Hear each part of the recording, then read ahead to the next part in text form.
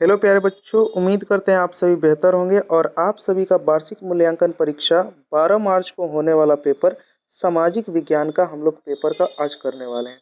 और इस पेपर में बता दे रहे हैं प्यारे बच्चों, यह पेपर छठी क्लास के लिए है और यह इसका समय सीमा 2 घंटे बताया गया और यह पूरे 50 अंक के पेपर होने वाले हैं। तो अगर आप इस पूरे वीडियो को अगर शुरू से अंत तक देख लेते हैं तो 50 में 50 स्कोर कर लेंगे, ठीक है। और सभी विद्यार्थियों को यहाँ पे बता दे रहा हूँ कि सबसे पहले ये प्रश्न पत्र के साथ साथ उत्तर पुस्तिका है, इसीलिए आपको इसी में प्रश्न मिलेंगे। और यहाँ पर सबसे पहले अपना नाम लिख देना है, अपने वर्ग में जो रोल नंबर है वो लिख देना, आपका विद्यालय जिस संकुल में आता है उसका नाम लिख देना, आप जिस प्रखंड में उसका नाम लिख दी सॉरी यहाँ पर विद्यालय का नाम लिखना है, नीचे में संकुल का नाम लिखना है और यहाँ पर जिला का नाम लिख दीजिएगा, ठीक है। और याद रखिएगा, अगर यह वीडियो आपको हेल्पफुल लगेगी तो आप जरूर चैनल को सब्सक्राइब करके अपने दोस्तों में शेयर कीजिएगा। आप सभी को वीक्षक का हस्ताक्षर के यहाँ कुछ नहीं भरना है, मूल्यांकनकर्ता का हस्ताक्षर नहीं भरना है और यहाँ पे प्रपत्रांक नहीं भरना है। नहीं तो बहुत सारे विद्यार्थी यहाँ पर भर देते हैं, यहाँ पे 50 देख करके 50 डाल देते हैं, तो इसीलिए आप लोग कुछ भी यहाँ पर कुछ नहीं कीजिएगा, ठीक है। इसमें निर्देश जो दिया गया है उसको ध्यान से पढ़ लीजिएगा। निर्देश में पहला बोला है, इस प्रश्न पत्र में कुल 5 प्रश्न है, प्रत्येक प्रश्न का उत्तर देना अनिवार्य है। प्रश्न पत्र के सामने उसके लिए निर्धारित अंक और निर्देश अंकित किए गए हैं। प्रत्येक प्रश्न के ऊपर क्रमवार अधिगम प्रतिफल को कोड अंकित किया गया है। तो चलिए यहाँ पर सबसे पहले यहाँ पर आइए बता दिया गया है। यहाँ पर यह पहला प्रश्न 10 अंक का है, एक जो प्रश्न है 2 नंबर के हैं। पहले क्वेश्चन में रिक्त स्थानों को भरना है, तो याद देखिए, कुम्हार की खुदाई में डैश के राजमहल के स्तंभ प्राप्त हुए। तो चंद्रगुप्त मौर्य के जो है राजमहल के स्तंभ प्राप्त हुए थे, यानी पहले का यहाँ पर लिख दीजिएगा चंद्रगुप्त मौर्य। दूसरा नंबर यहाँ पर देखते चलेंगे, बोला गया है कि सिंधु क्षेत्र में प्राचीन मांसोटोपिया है। क्या है बाबू? मांसोटोपिया हो जाएगा, मेसोपोटामिया है, माफ कीजिएगा, यहाँ पर भर दीजिएगा मेसोपोटामिया, ठीक है। चलिए तीसरा यहाँ पर देखते चलेंगे प्यारे बच्चों, पृथ्वी पर 71% भाग में जलमंडल है से घिरा हुआ है, ठीक है। कौन से मंडल से घिरा है? जलमंडल से। 21 जून को सूर्य का सीधे किरणें जो होती है कर्क रेखा पे पड़ती है, तो यहाँ पे कर्क रेखा भर दीजिएगा। और पांचवा याद रखिएगा, स्वतंत्र भारत में डैश समाज की कल्पना की गई है, लोकतंत्र समाज की कल्पना की गई है, तो यहाँ पर लोकतंत्र भर दीजिएगा। उम्मीद है कि आप लोग अगर इस प्रश्न को बना लेते हैं, इसको अपने कॉपी में लिख लेते हैं, तो यह 10 अंक आपको निर्धारित कर देंगे। चलिए दूसरा प्रश्न यहाँ पर देखिए, दूसरे प्रश्न भी 10 अंक के निर्धारित किए गए हैं। यहाँ पर निम्नलिखित कथनों में सही का निशान लगाना है, तो यहाँ पर और गलत की जगह गलत का निशान लगाना है। चलिए पहला प्रश्न देखते हुए चलेंगे, शिकारी लोगों द्वारा बनाए गए चित्र को भीमबेटका की गुफाओं में पाए गए हैं। तो याद रखिएगा, शिकारी जो थे भीमबेटका की गुफाओं में यहाँ पे चित्र बनाए थे, इसलिए सही हो जाएगा। चिराद पाकिस्तान में अवस्थित है, एक गलत है, ठीक है। चलिए यहाँ पर देखेंगे तीसरा, सप्तऋषि जो है 7 तारों के समूह को कहा गया है, तो एकदम सही है। चलिए यहाँ पर देखेंगे अगला क्या है, 2 बड़ी जल राशि को जोड़ने वाली पानी का सकरा भाग जल डमरू कहलाता है, ये भी सही है, ठीक है। भारत और श्रीलंका के बीच जो जल डमरू है उसका बताइए कि उसका नाम क्या है, कमेंट बॉक्स में उसका नाम बताइए। ओणम पश्चिम बंगाल का मशहूर त्यौहार है, ये गलत है, ठीक है। तब चलिए यहाँ पर लगते हैं नेक्स्ट क्वेश्चन की तरफ, मिलान करने वाला है और यह भी याद रखिएगा 10 अंक का निर्धारित किया गया है प्यारे बच्चों। तो आइए यहाँ पर देख लेते हैं क का मिलान किससे करना है। तो यहाँ पर ऑलरेडी मिलान कर दिया गया है, आप देख सकते हैं।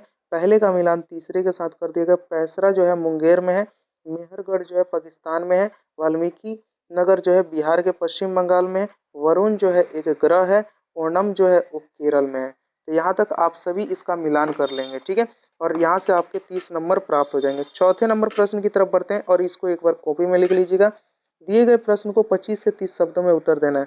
मैदान कितने प्रकार के होते हैं, उदाहरण के साथ बताना है, या पर्वत कितने प्रकार के होते हैं, उदाहरण के साथ बताना है।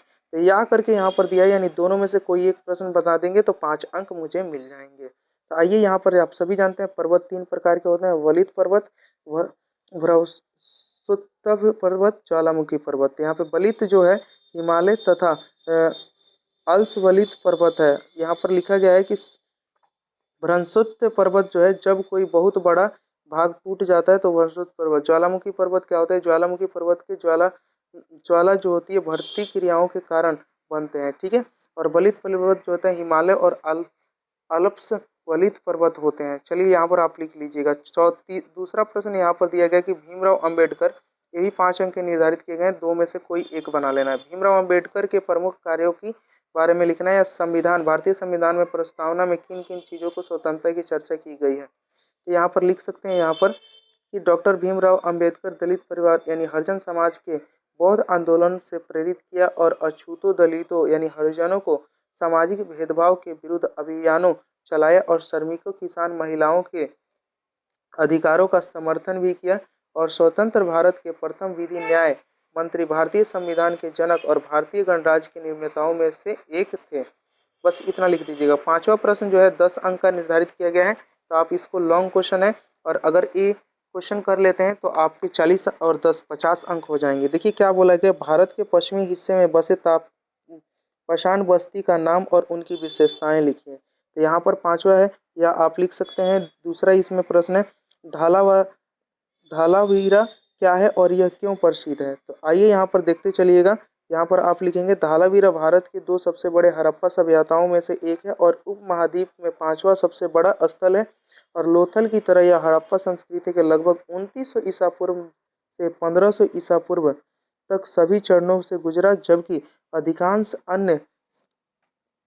अन्य ने केवल शुरुआती या बंद के चरणों में भी देखा था। ठीक है, और बंद के चरणों में देखा था ईसा पूर्व, यहाँ पर लिखिएगा ईसा पूर्व तक सभी चरणों की गुजारा, जबकि अधिकांश अन्य ने केवल शुरुआती था और बाद में चरणों को देखा। और यह 5000 साल मतलब जो था 5000 साल पहले दुनिया का सबसे व्यस्त शहरों में से एक था। दूसरा आप लिखिएगा यह यूनेस्को के विश्व धरोहर की सूची में शामिल है। और तीसरा यह भारत के, याद रखेंगे, 40 विश्व धरोहर स्थल है यहाँ। ठीक है, याद रखेंगे भारत अपनी बेहतर नगर नियोजन और जल निकासी और सर्वे व्यवस्था के लिए जाना भी जाता है। बस आपको इतना लिखना है, आप इसका स्क्रीनशॉट ले लेंगे।